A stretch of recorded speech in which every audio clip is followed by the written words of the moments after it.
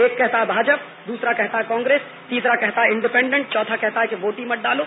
माने मैं मेरे घर की हैसियत के हिसाब से एकता कायम नहीं रख सकता। घर के 4 हिस्से हो गए, ये हर घर में है। एक भाई भाजपा में, दूसरा कांग्रेस में, तीसरा जनता दल में, चौथा सीपीएम में, पांचवा सीपीआई में। जानते हैं अंग्रेजों ने इस देश को कैसे तोड़ा था?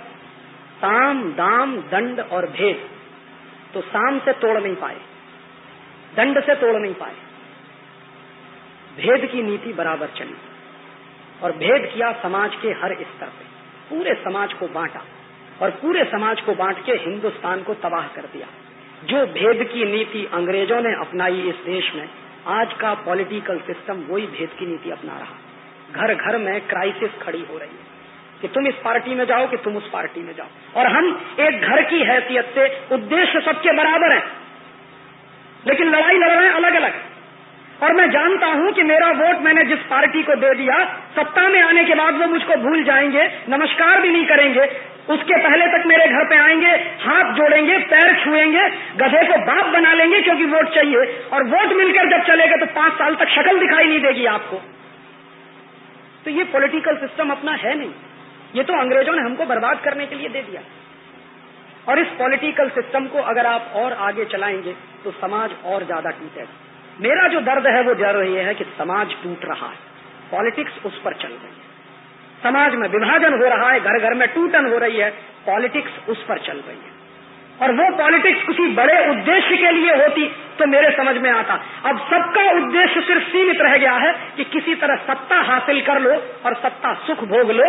ज्यादा से ज्यादा, उससे ज्यादा क्या है कि हमारे पास ब्लैक कैट कमांडोज हो जाएंगे, वही हमारा स्टेटस सिंबल है। एक बार मिनिस्टर हो जाएंगे, ब्लैक कैट कमांडोज हो जाएंगे, और सब यही कर रहे हैं। इस देश में अगर आप जननेता हो, इस देश के अगर आप लोक नायक हो, तो ये ब्लैक कैट कमांडोज की क्या जरूरत है? और मान लो कोई आपको मार भी देगा तो ठीक है, तैयारी रखिए मरने की।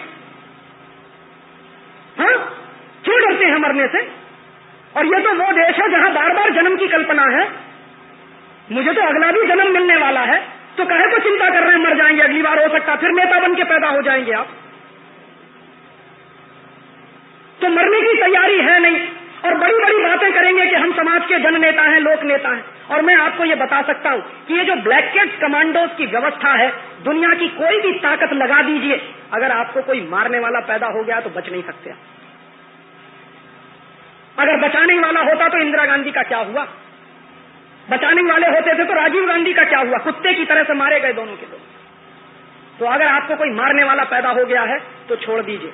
और फिर हमारे यहाँ तो है, जिसको प्रभु रखता है उसको कौन मार सकता, और जब प्रभु ने तय कर लिया है तो आपको बचा कौन सकता। तो इतनी तैयारी रख के काम करिए।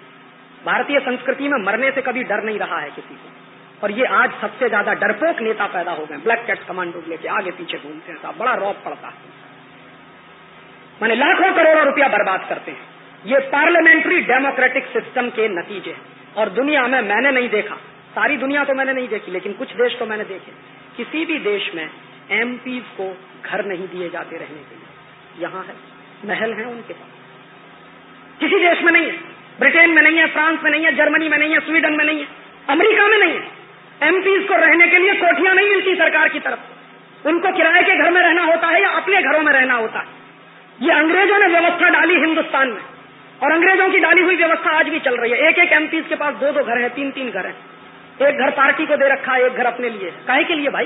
किराए के घर में रहिए। और इनको आप कहते हो कि ये सब समाज से भी तनख्वाह लेके काम करने वाले क्लर्क हो गए हैं सबके सब। ये नेता? अपना टीए बढ़ाना हो, अपना डीए बढ़ाना हो तो पूरा पार्लियामेंट एक हो जाता। पूछिए जरा इनसे, कोई एक पार्टी माई की लाल थी जब ये डीए बढ़ाने की बात हुई थी पार्लियामेंट के अंदर? अपने भत्ते बढ़ाने की बात आई थी पार्लियामेंट के अंदर, सारे पार्टीज के एमपी एक हो गए और फटाफट बिल पारित हो गया। और यहां तक नहीं, व्यवस्था यहां तक कर ली है कि अगर आप एक बार घुस गए पार्लियामेंट में तो जन्म जिंदगी आपके नाती पोतों को भी पेंशन मिलती रहे। काहे के लिए भाई? एक तरफ कहोगे कि हम जन नेता हैं, एक तरफ कहोगे हम लोक नायक हैं, दूसरी तरफ तनख्वाह लेके काम करने की स्थिति तुम्हारी बनी हुई है। तनख्वाह लेके काम तो क्लर्क करता है, जन नेता तो नहीं करता इस देश में काम। तो कहे पार्टियां घोषणा करें कि हमारे एमपी तनख्वाह नहीं लेंगे, तो आप कहोगे कि भरण पोषण की व्यवस्था वो हम करेंगे, समाज के लोग करेंगे। इस देश में तो हमेशा से व्यवस्था रही है कि जो समाज सेवा के काम में निकलता है समाज उसकी व्यवस्था करता है। ये कोई आज की बात थोड़ी है, हजारों साल से यही चला आया इस देश में।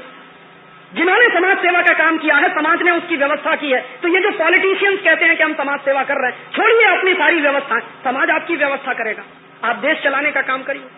लेकिन ये तो सब वेतन भोगी हो गए, भत्ते वाले हो गए। टीएडीए इनके बढ़ने चाहिए ऐसे जैसे दूसरे लोगों के बढ़ते जाते हैं और बराबर बढ़ते चले जा रहे हैं। अभी नया पे कमीशन बिठा दिया, तो उस पे कमीशन के माध्यम से अधिकारियों की तनख्वाह बढ़ेगी, तो एमपीज एमएलए की भी तनख्वाह बढ़ाने का काम चालू है। ये काहे का पॉलिटिकल सिस्टम। इसलिए दोस्त, मैं इस पॉलिटिकल सिस्टम में जाने का माने इस देश से गद्दारी समझता हूं, इसलिए मैं चुनाव नहीं लड़ता। और मैं आपको एक बात और बता दूं कि चुनाव लड़के पार्लियामेंट में जाके कभी क्रांति नहीं हो सकती। मैंने बड़े बड़े दिग्गजों को देखा, मैंने मेरी आंखों से देखा, जो बड़े बड़े दिग्गज हैं, जो आंखों में सपने लेके क्रांति के, बगावत के, ये और वो, और यही दिग्गज बड़ा झंडा लेके 1977 में पहुंचे थे पार्लियामेंट के।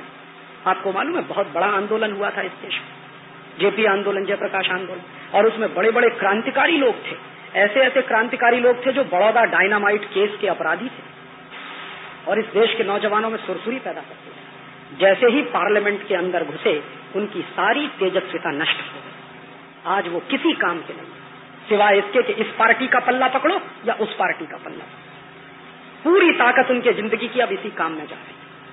ऐसे क्रांतिकारियों को हमने देखा है जो आग उगलते थे जब पार्लियामेंट के अंदर नहीं गए थे, और अब पार्लियामेंट में जाने के बाद मुंह सूख गया है उनका, जवाब नहीं दे सकते हैं उनसे सवाल पूछने के।